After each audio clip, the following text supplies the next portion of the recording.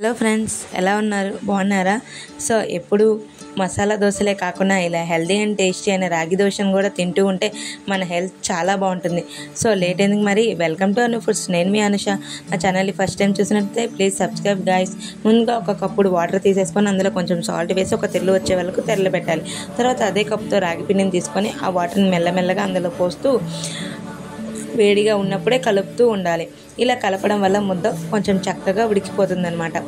So బాగా కలిసిన తర్వాత సన్నగా తురిమి పెట్టుకున్న కొన్ని ఉల్లిపాయ ముక్కలు, తర్వాత కొంచెం క్యారెట్, కొన్ని పచ్చిమిరపకాయలు, చిన్న అల్లం ముక్క, కొంచెం కరివేపాకు, నచ్చితే కొత్తిమీర కూడా వేసేసుకొని మొత్తాన్ని కలుపుకోండి.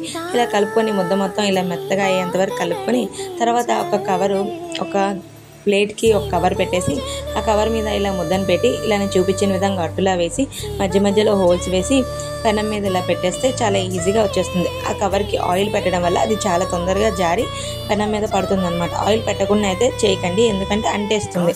సో ఇలా రెండు వైపులా కాల్చేసుకుంటే అయిపోయి మన హెల్దీ అండ్ టేస్టీ అయిన రాగి దోశ అయితే రెడీ అయిపోయింది. ఇలా అన్ని దోశల్ని ప్రిపేర్ చేసేసుకొని అప్పుడప్పుడు తింటూ ఉండడం వల్ల మనకి బాడీలో ఐరన్ తగ్గిన వాళ్ళకి ఇది చాలా బాగా యూజ్ అవుతుంది.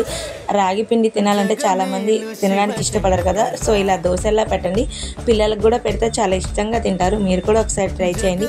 ట్రై చేసి ఎలా వచ్చిందో కామెంట్ చేయండి. Thank you for watching. Please support me guys.